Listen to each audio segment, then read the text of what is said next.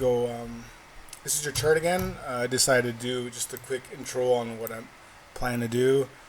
Again, it's draconic in nature, but I go a little bit further, and I guess I teach a little bit further stuff to some people, and some people can grasp it, some people can, or some people just don't have time, right? But I did draw the 12 cards for you. I'm able to do it without you being present, but I drew them for your yearly, and we can talk about that after. But so when we look at the Draconis, and when we look at the full moon lunation on this month, for you in this case, um,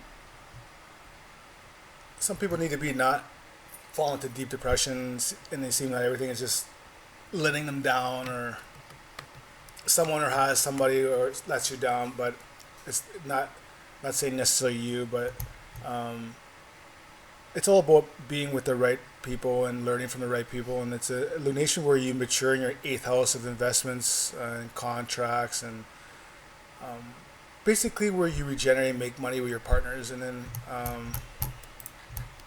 in your case, you're Libra with it. And in this case, because you're interested in astrology, and I teach a type of astrology is where I'm heavily aspected in the Libra house. Um, you'd be having your Mercury in the sign of Pisces, you being born in March, and then in your second house, which you have your ascendant in the sign of Aries, 0-1, and then your sun sign there, your Venus in Aries, and your Scorpio philosophy, right? So this lunation will mature your eighth house. It's all about those laws, and coincidentally, that's what I'm developing now. As I told you, the law of, well, you've seen the list, right? So not only learning about more about the laws of astrology, or how to learn more about using your intuition, which I'm going to do, not in this video because it's so vast. Um,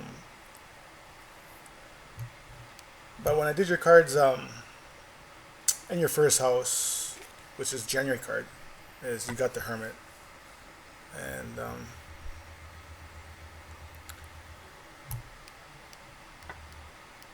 wherever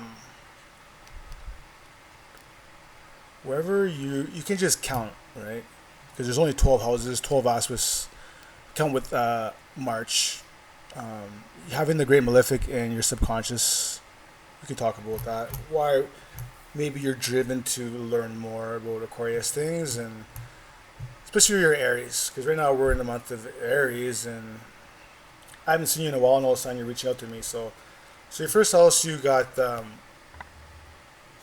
know if I can see it, but it's the Hermit, and it's your Sagittarius card, and it's in your career house, and it's actually the area where your dragon is.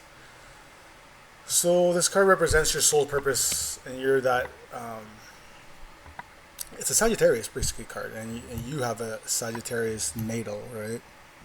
So it's a Nostradamus card too. So you are, you're. I guess it's telling me that you need to come out of your cave and explore and learn, and because you have those teacher stars to just and regenerate with those partners, right? Um, so January, February, March, April. So for the month of April, I got the Lovers card. So it's a Virgo card, and it's actually your partnership card. So it actually matches up nicely. So it's a nice where it goes over your your eighth house. So you're learning more about Libra matters. How much can we learn in astrology about partnerships, right? So this card means a couple things. It signifies that there is a form of Cupid, or there is an angelic, or an energy of love. Could be you and your partner in love. But it's one of those where you learn from Virgo, because it's a Virgo card, and I have a Venus in Virgo, my Mercury's in Virgo, so I'm a I'm a big Virgo. So I think not only learning more about what I'm going to be developing or showing the world can only improve your partnerships, and then you exploring on your own and doing your own type of astrology, but staying within the realm of the signs. So I specialize in reading draconic chart, but at the same time I do the astral tarot, and it's very accurate. January, February, March, April, May. So you having your Cancer Moon. Let's talk about that, and then I'll log out. And then you can talk more if you want to know more about your 12 card spread, or if you do want me to spot you that book so you can learn more about these aspects that you can't find really nowhere. And then we'll take it to that level where you just pick it up and go as you go. Probably take me like a week, not even, but to have everything going. Like I am going to be making it available as a service, but you having a negative tail in Gemini here. So not only I've seen this people attract the wrong partners, but positively speaking, it's the area where you tap on. So using the Gemini and questioning everything, and I know you have those stars where you go and question everything, and having that Cancer Moon next to your Mars that close, and we know the Cancer Moon is feminine water sign. It's the souls and it's domestic and it's introverted with double lunar impact, and it's emotional, sensitive, and intuitive. And the Moon, aka security position, gives the native a strong appreciation for food, a gift in cooking. The universal law based on the Moon should be respected, and I'm all about that because that's how I have my Mars, right? You have it. It's here your love. So you have a black moon in the sign of Cancer. Obviously, I did not teach this part in the room, but it's here where your love is that caring, sensitive, and it's very mystical, right? So learning and learning from those people.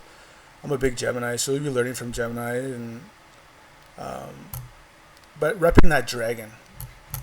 So the Cancer Moon, like I was saying, not only the people are prone for depression when the Moon is waning, and it's due to the heavy impact of the ruler Moon and their sensitive psyches, and when opportunities arise and progress made, and you kind of have to look at the Moon when you set out endeavors, and that way you kind of secure your luck.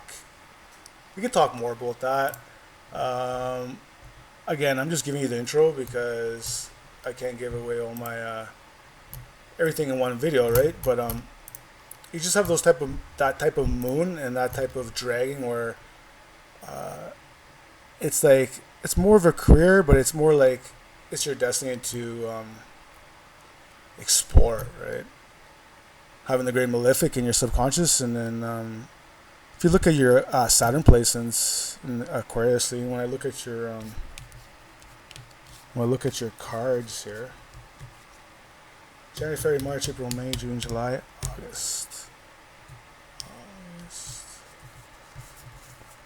September, October. So by October you'll be at a crossroads. You'll be making some important decisions. November, December. Yep. So there's lots to talk about. Like I said, I just made it short, and this nation will go over top of your